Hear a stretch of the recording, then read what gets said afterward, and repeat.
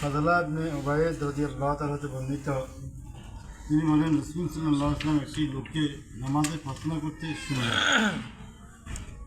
সে কিন্তু তাতে আল্লাহর হামদ পড়ল না এবং নবী করিম সাল্লাল্লাহু আলাইহি ওয়াসাল্লাম দরুদ প্রেরণ করল না।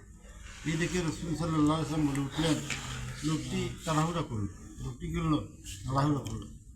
অথবা তিনি তাকে ডাকলেন ও তাকে অথবা অন্য কাউকে বললেন, যখন কেউ নামাজান্তে দোয়া করবে সে যেন আল্লাহর হামদ সানা তার পবিত্রতা বর্ণনা যোগে আমার প্রতি দরুদ শরীফ ও সালাম পেশ করে দোয়া আরম্ভ করে, তারপর যা ইচ্ছা যথারীতি প্রার্থনা করবে।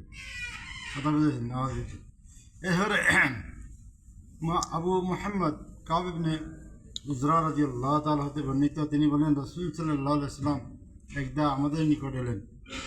আমরা বললাম, ও আল্লাহর রাসূল, আপনার প্রতি কীভাবে সালাম পেশ করতে হয় তা জেনেছি, কিন্তু আপনার প্রতি দরুদ কীভাবে ফাটাবো? তিনি বললেন, তোমরা পড়ো আল্লাহুম্মা সাল্লি আলা মুহাম্মদ ওয়া আলা আলি মুহাম্মদ কামা সাল্লাইতা আলা ইব্রাহিম ইন্নাকা হামিদুম মাজিদ।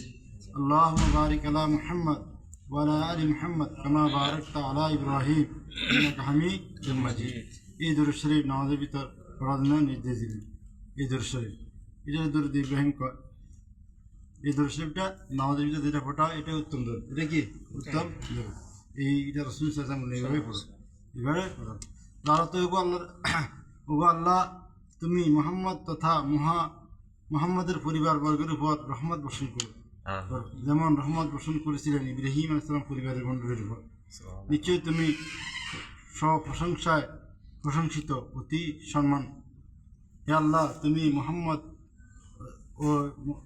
মুহাম্মদের পরিবারের প্রতি বরকত নাযিল করো, যেমন বরকত নাযিল করেছি ইব্রাহিমের পরিজনের প্রতি, ইব্রাহিম ইসলামের পরিজনের প্রতি। নিশ্চয় তুমি প্রশংসিত, সম্মানী। বুখারী মুসলিম শরীফের হাদিস। এটা হলো দরুদ শরীফের অর্থ। এটা হলো কি দরুদ শরীফের অর্থ? বরকত, রহমত, এগুলোর দোয়া করা হয়েছে।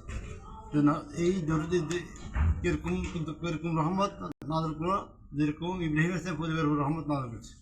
ইসমাইল ইসলাম জমজম কুলি দিল ইব্রাহিম ইসলামের পায়ের তলে, আরও কত রহমত আছে, সবগুলোর কথা বলে। আল্লাহ তাআলা আমাদেরকে যে এই নামাজের ভিতরে এই দরুদ শরীফ পাঠ করার তৌফিক দান করে।